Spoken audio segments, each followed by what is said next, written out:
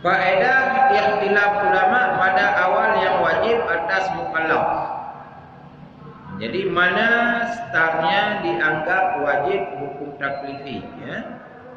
Bermula kaul yang dipilih oleh muhaqqiqun bahwasanya awal yang wajib atas ma'rifah, yakni yang pertama fardu atas manusia itu ma'rifatullah dan ma'rifah segala rasul.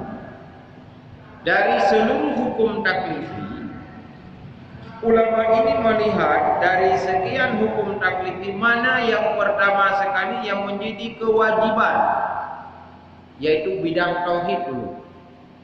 Kenapa bidang tauhid menjadi kewajiban ulama? Artinya pendapat ulama yang muhaqqiqun, yang lebih arif dan bijaksana.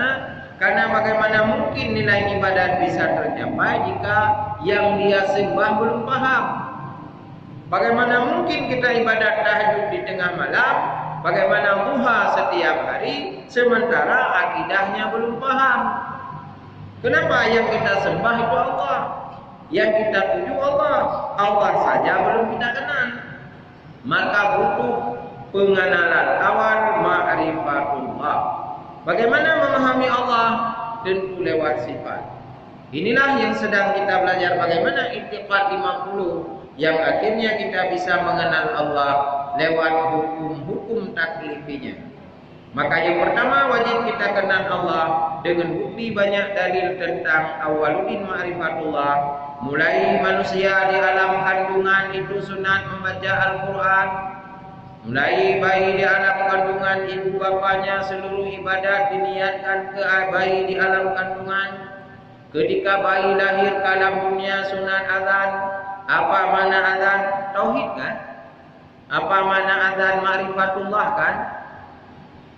Kenapa harus kita azan? Si bayi tidak bisa mendengar, si bayi tidak paham. Tauhid dalam jiwanya kita ajarkan. Setelah lahir alam dunia diazanlah, maka muncullah ketauhidan pada jiwanya, mulai berpindah alam kandungan kepada alam dunia. Alam terus berproses dia. Makanya ketika orang berpikir tentang alam akhirat tidak ketemu. Kenapa? Alam akhirat belum kita lalui. Disinilah butuh keimanan, butuh konsep pemikiran berdasarkan keimanan, butuh arahan-arahan para nabi agar kita paham apa di dalam surga, apa di alam bangkit. Akal tidak mampu menjawabnya. Cuman akal boleh membandingnya. Ibarat perbandingan. Contoh, ketika kita di alam kandungan, seandainya datang profesor dunia bercerita kepada ahli kandungan, apa kata ahli dunia? Wahai orang yang hidup alam kandungan, ketahui olehmu bahwa telinga itu penting. Mungkin dia berpikir ketika di alam kandungan, apa telinga? Wahai ahli kandungan, bahwa tangan itu penting, jari itu penting, semua yang ada pada tubuh kita dikatakan ceritanya penting dan berguna. Orang kandungan berpikir untuk apa? Tidak penting. Bah lagi boh manok manok. Tidak banyak repot-repot. Pernahkah di alam kandungan dia berpikir tangan ini boleh kita buat nyancak? Pernahkah ketika di alam kandungan dia berpikir RCTI oke? Tidak. Kapan ini semua wujud ada? Ketika lahir ke alam dunia.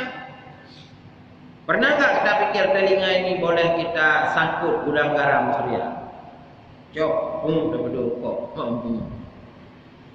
Pernahkah kita berpikir tangan ini boleh kita buat extra jos? Tidak. Pernahkah di alam kandungan kita berpikir bahwa tangan ini bisa kita gas Honda? Kita tekan tombol, kita tekan yes dan seterusnya. Demikianlah ibarat alam akhirat. Masa di alam dunia tidak sanggup kita berpikir. Kenapa alam akhirat berbeda dengan alam dunia? Cuman kita banding-banding ya. Tapi jawaban yang hakikat tidak. Disinilah butuh keimanan awwaluddin ma'rifatullah. Agar kita kenal siapa Allah, mana rukun iman. wa malaikatihi, setelah percaya kepada Allah, percaya kepada malaikat Allah, wa rusulihi, percaya kepada rasul Allah, wa kutubihi, percaya kepada kitab Allah, wal yaumil akhir, percaya kepada hari akhir, wa qadrihi wa syarrihi minallah, dan percaya kepada qada dan qadar. Inilah awal wajibnya bagi manusia menurut ulama muhaqqiqun. Siapa ulama muhaqqiqun? Yang telah melihat dari semua sisi. Setelah kita banding, ada fikih, ada tasawuf. Tidak ada guna fikih tanpa tauhid, tidak ada tasawuf tanpa tauhid. Maka tiga ini menjadi sebuah kesatuan. Diawali dulu maka tauhid ibarat tanah.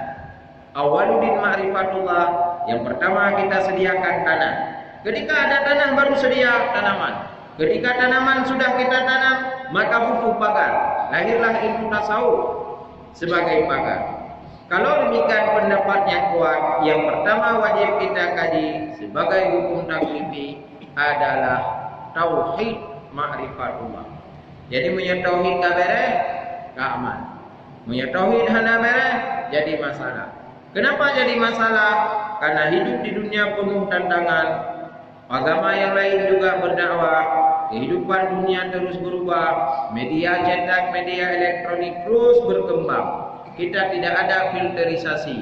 Orang lain juga mendakwahkan Tuhannya. Agama lain juga mendakwahkan misi agamanya. Jika tauhid tidak kuat, maka kita ditelan oleh konsep-konsep agama mereka.